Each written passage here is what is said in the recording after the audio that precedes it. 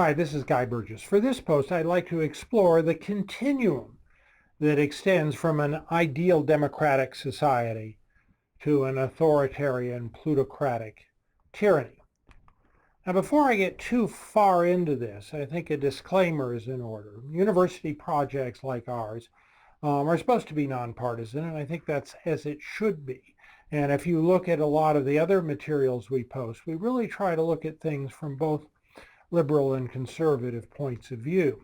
But also, when I first started teaching at the university, I was asked to sign a faculty pledge, which asked you to support the Constitution of the United States and the state of Colorado, which is, by extension, is to support and defend democracy. And that's what we're trying to do with this authoritarian populism series. On the one hand, populist revolt and trying to craft a society that does a better job of meeting the needs of its citizens is what democracy should be about. On the other hand, as you start to edge into authoritarian rule or plutocratic rule, you're getting very, very far away from democracy. So that's what we're trying to look at, is how we can have a populism that really works while resisting authoritarian fears that could give us a dystopia that we all want to avoid. At any rate, the whole notion of authoritarianism and the fear of it certainly got a lot of renewed interest with the election of President Trump.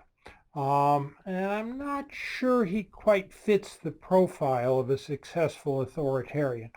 They need to aspire a lot of loyalty and in various ways be really organized. And if you look at a lot of stories that have come out, including this recent book by Bob Woodward, there's a lot of just plain chaos and disorganization in the Trump administration, which I think can prevent it from being a successful authoritarian society. Still, raising that question is important, and we need to understand how fascism and tyranny and other flavors of authoritarianism and plutocracy can come to be. We never really studied enough of the dynamics that led to Nazi Germany, for example, so we really understand how to avoid them. And as I alluded in the last post, new technologies seem like they're likely to favor tyranny in one way or another. So there is a renewed need to figure out how to defend ourselves against all of this.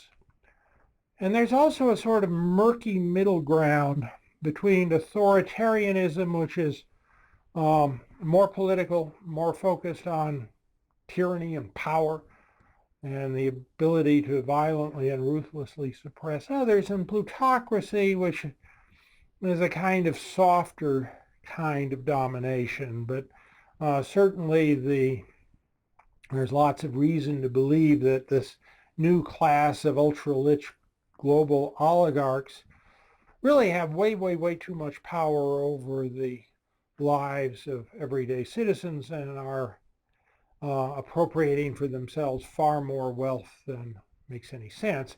And for me, this skyscraper in Midtown Manhattan, sort of the poster child of all of this, it now rivals the new Freedom Tower as the tallest building on Manhattan. And it's just a bunch of fancy apartments for really rich guys. So the other thing to be clear about is that the authoritarian threat's somewhat multifaceted. I mean, you could have autocracy and tyranny, or just plain plutocracy.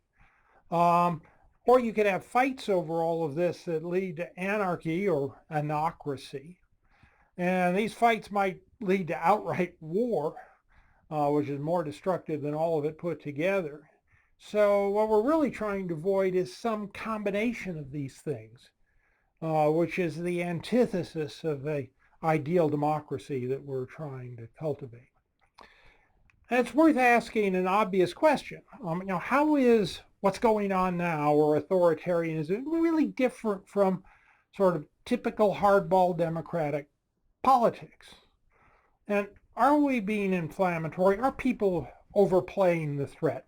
for political advantage. And it's certainly true that the word Nazi gets thrown around far, far, far more often than it really needs to, which cheapens the term.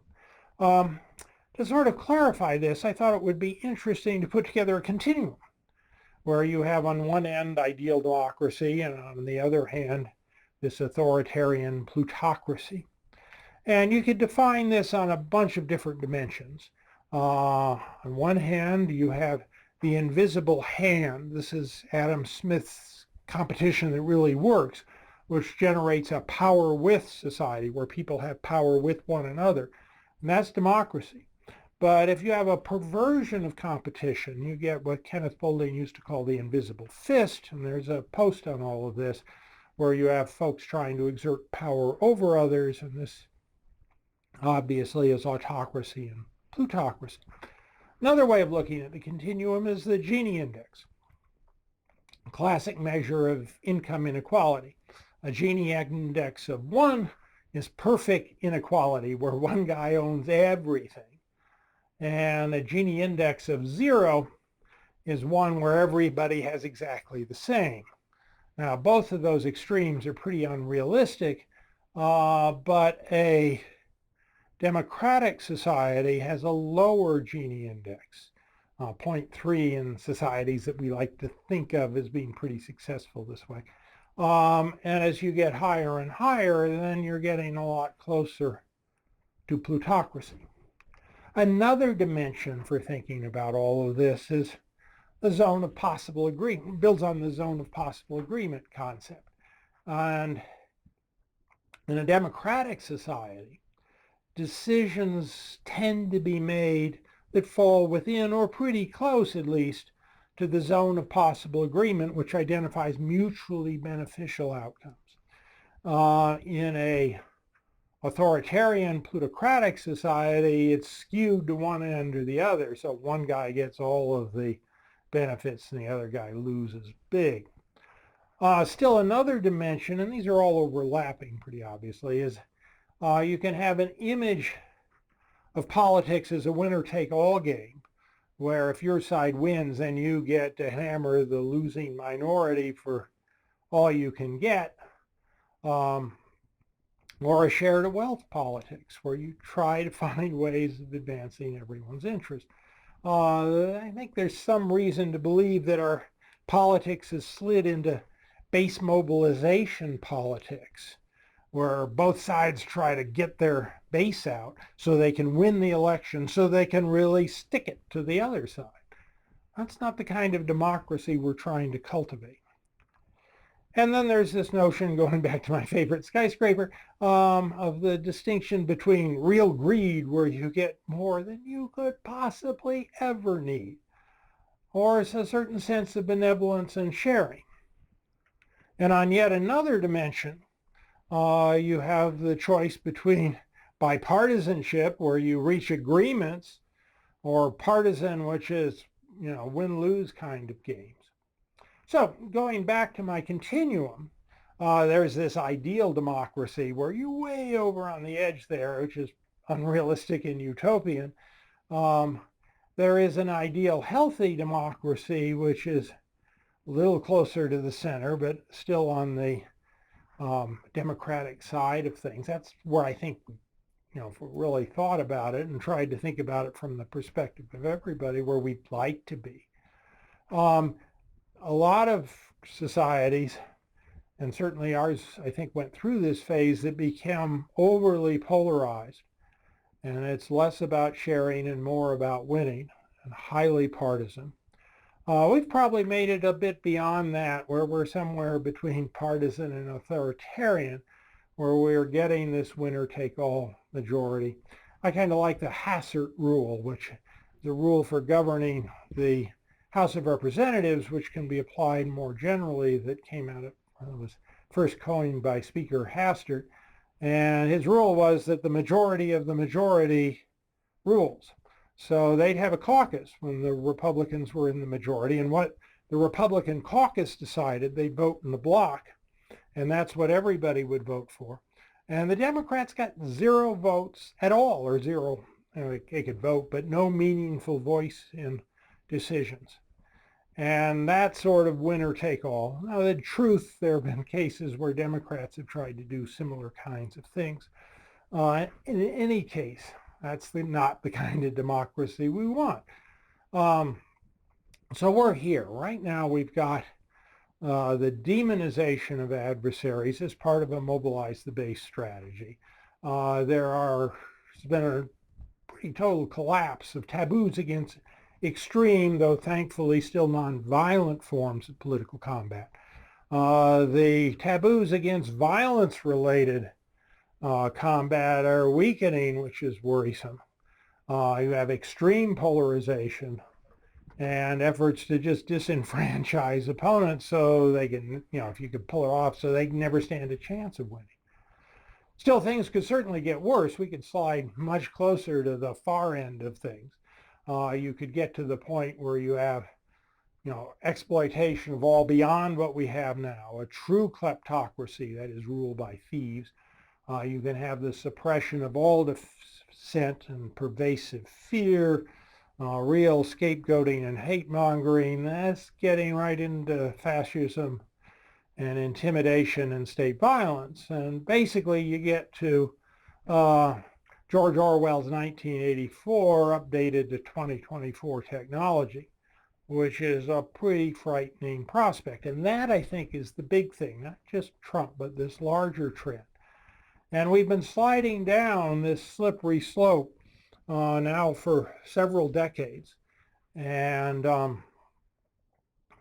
we need to sort of wake up. There's this notion of the boiled frog syndrome, where it's kind of a gross story, but it illustrates an important concept.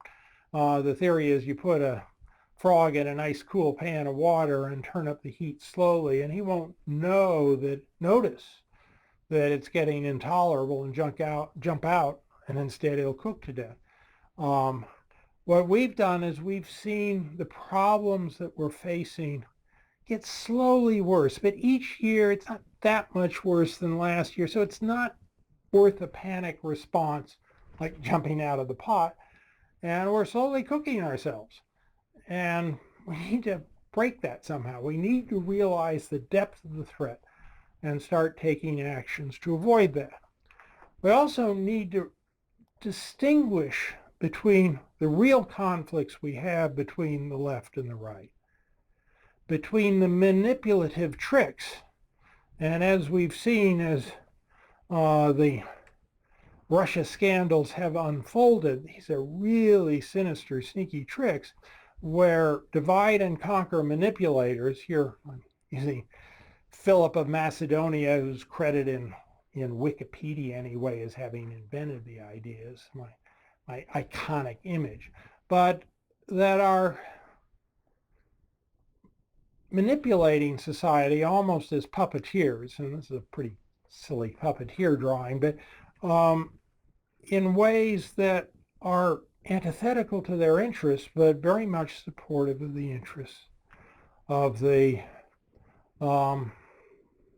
provocateur, the tyrant wannabes.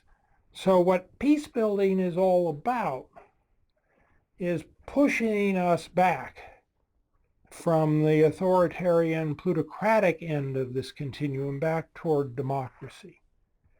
And we need lots of independent, mutually supportive efforts. There's no one solution. This is what we're trying to get at with massively parallel peacebuilding.